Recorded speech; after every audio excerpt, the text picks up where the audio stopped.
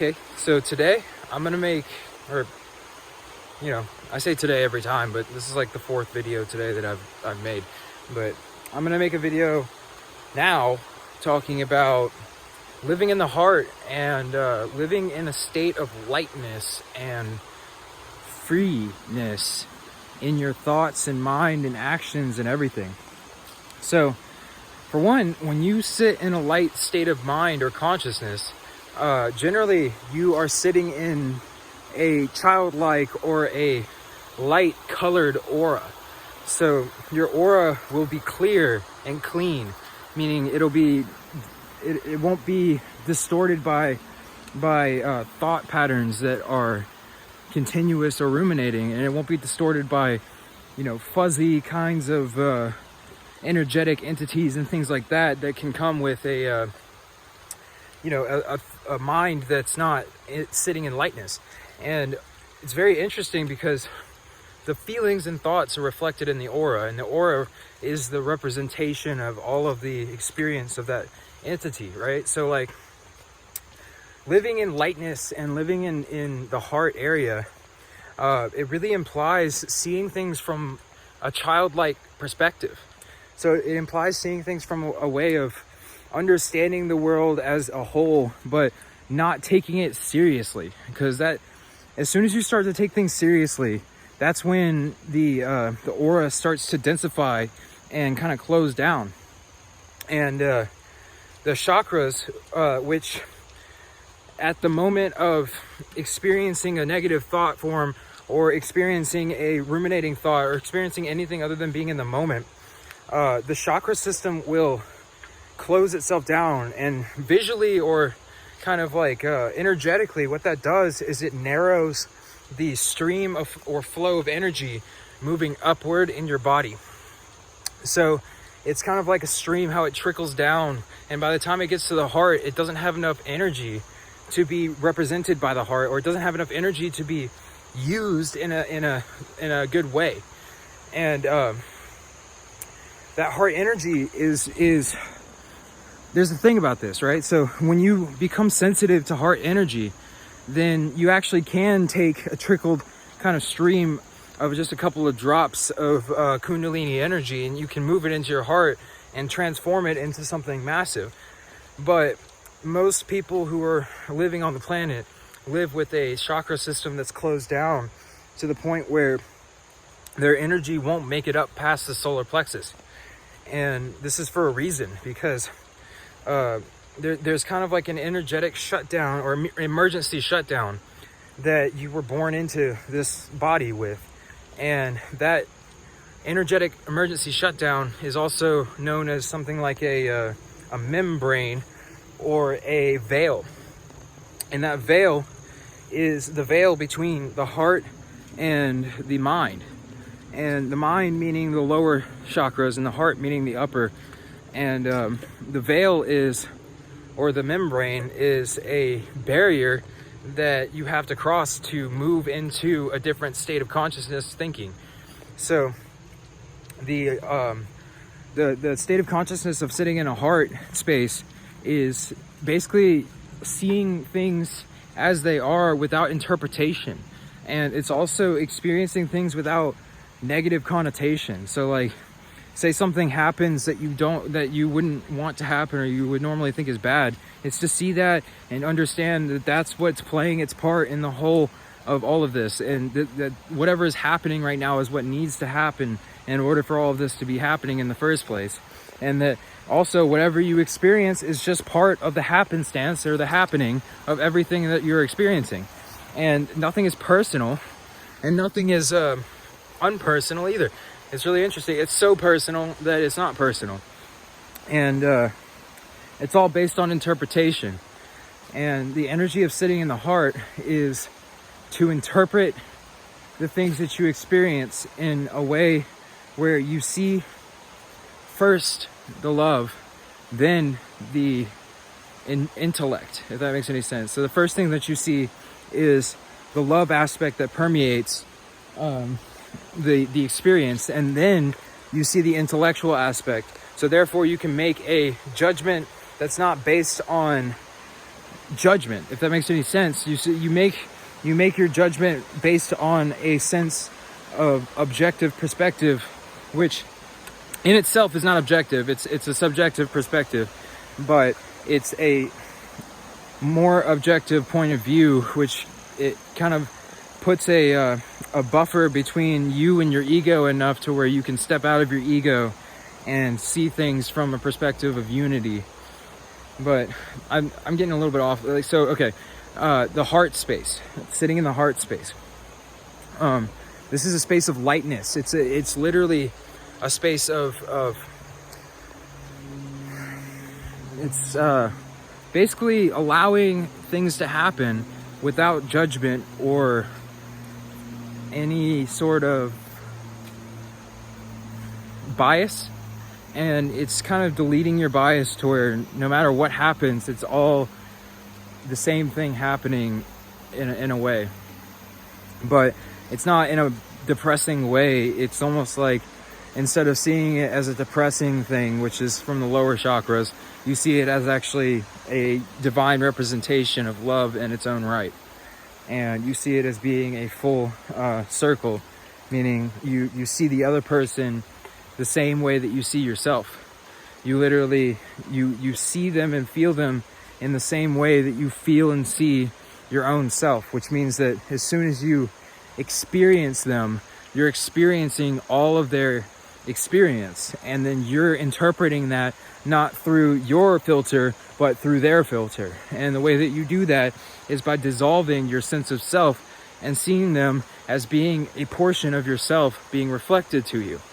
And then you use that knowledge of them being a portion of yourself being reflected to you to then tap into their mind and their thoughts and their feelings, and then using your understanding of unity and your dissolution of yourself, you can then repurpose yourself inside, or not repurpose, but reassemble yourself inside of them, and meaning like your sense of yourself, and then kind of download the information that they have and then come back into your body and then sit in your body then with a true sense of love and compassion, because you then fully feel and understand the person that you're talking to or feeling in that moment, instead of just assuming or thinking about whatever it is going on through your interpretation.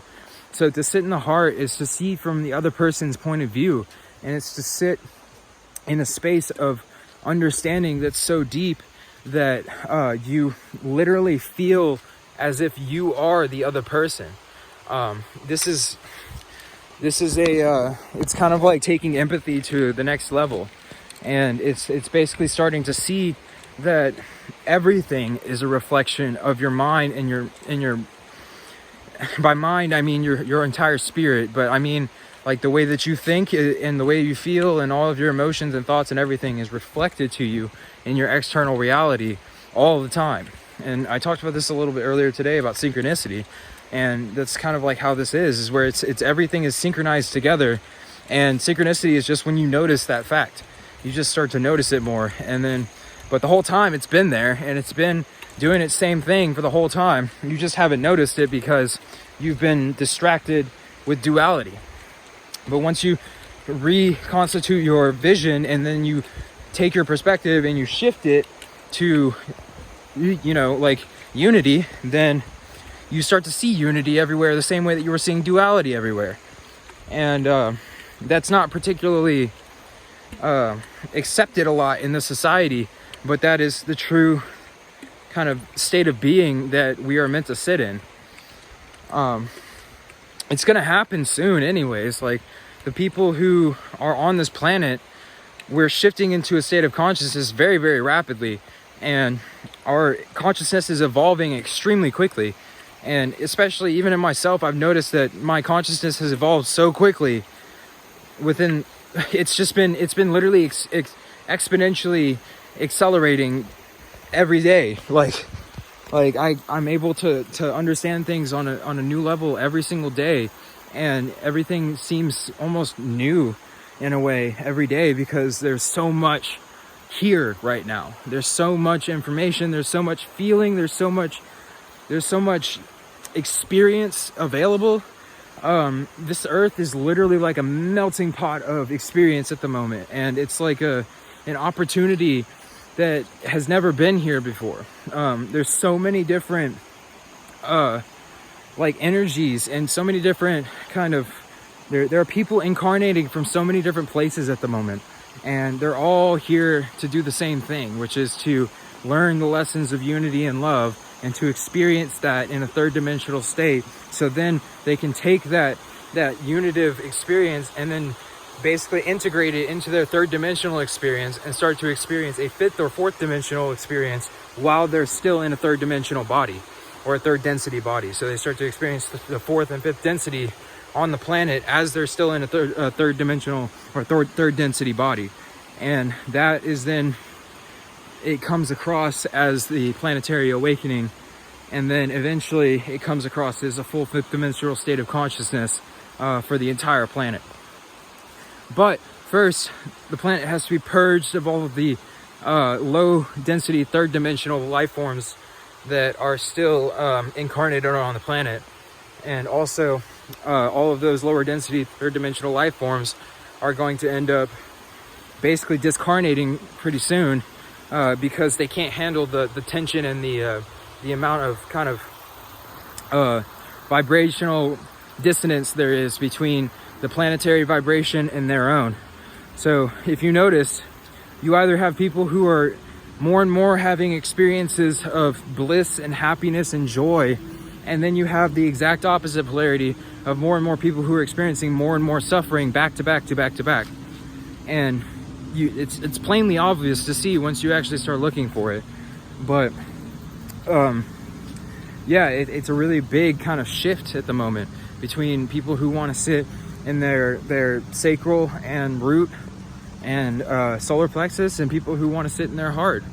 And even people who want to sit in their heart are mostly sitting in their sacral and solar plexus, but at least they have 51% service to others, so they can at least have a chance of of kind of moving into a new state of consciousness, I guess. But the whole thing that I'm trying to get to, though, is the fact that that the energy of the here, I'll go this way.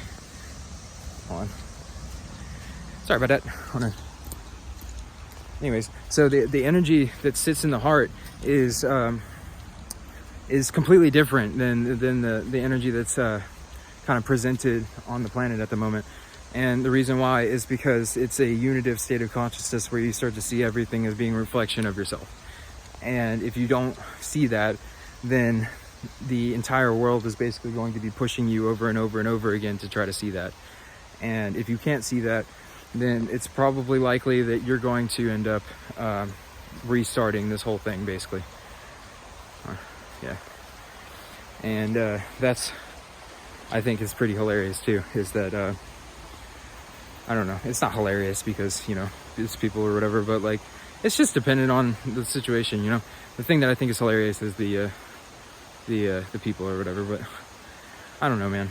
Honestly, I can once again feel the energy, and it seems to be bringing my head into a different space, which is really interesting. I know I shouldn't let other people's energy affect me, and I generally don't, but I'm still trying to get used to talking to a camera whilst being in front of people, so it's really interesting. But anyways, the whole thing that I was getting to, though, is you know, the energy of sitting in the heart. And aura wise, if you look at somebody's aura who has a very strong heart energy, you'll see that it's clean and it's clear. So it looks almost like they're glowing from the inside out, and it looks almost like there's a white kind of really like, it's a nice looking clear film around the outside of them, and that's like the clean aura. And I try to really, I guess, like, pride myself on, I don't pride myself on anything really, I try to develop that cleanliness for my aura by you know, basically just keeping my thoughts in order, and keeping my feelings in a space of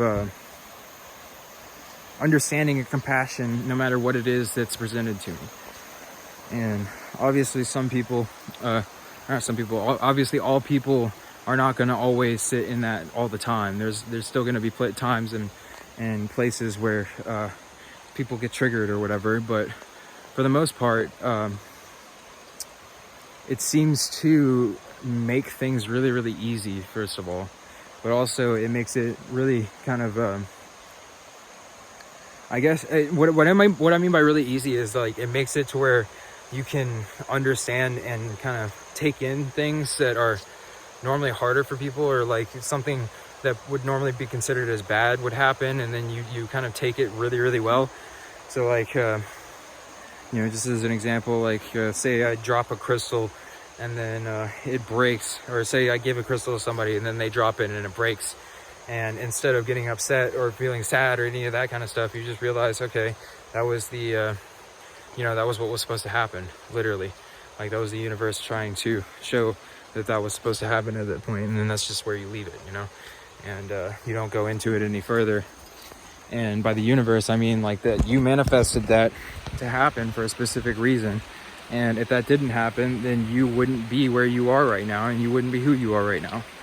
So I don't know, I mean, there's so many different ways of looking at it from a heart-based perspective. This is just like a glimpse into it, but it's just this lightness and this nonchalant kind of attitude of, and it's not like a sarcastic type nonchalant attitude, it's more like literally nothing really bothers you, because you see that everything is just kind of playing out in front of you, and that's about it. Literally, it's just all playing out in front of you, and it's there for you to experience. And for me, I just kind of see any kind of negative emotion as being a waste of energy at this point. And if I don't notice it, then it's got to be a pretty heavy emotion, or I'm being psychic attacked or something like that. And even if I do, hold on. Very interesting. So there's no psychic attack going on, and I'm basically not going to confirm that. And that's another strategy as well, is that if you speak yourself into existence. So what you say is what you become.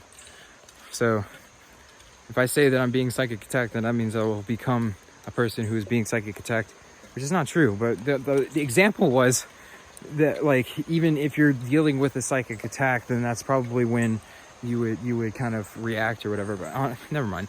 I may just cut out that part, honestly, because like I honestly just don't even want to manifest that. But I'm just really careful about that kind of stuff, like about what I say.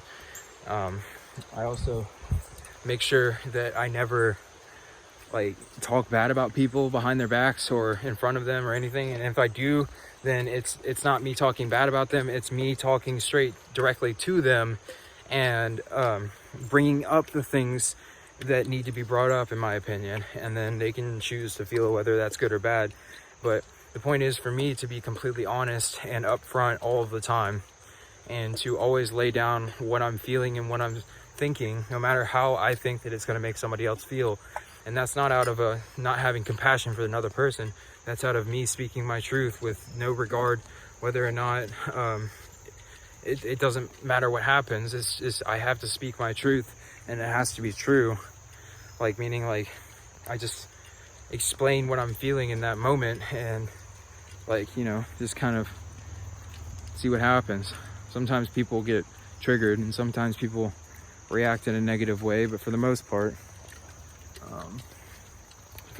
whenever you speak your truth, then there's really nothing too terrible that can happen. I mean, if you're a witch in an old time and you speak your truth, then you could possibly be burned at the stake. But we're in a different time now where people are pretty much accepted for their points of view. It's just, there's another thing about that also, is that there's a difference between speaking your truth and speaking truth in general. Because, well, there's really not a difference between that also, because your truth, your real truth really is truth. But a lot of people, they'll say that they're speaking truth, but in reality, they're just judging and speaking their opinions. Truth comes from the heart, and what that means is that truth comes from a place of non-judgment, non-bias, no ego, and a place of pure unity and understanding from both your perspective and the other person's perspective at the same time. yeah, I feel like I brought this pretty far. I made it all the way down to the river, so, you know, it's been a 20-minute long video. All right, I hope you guys got something from this, and I hope that it brings you somewhere. Thank you for watching, and I hope you have a great day.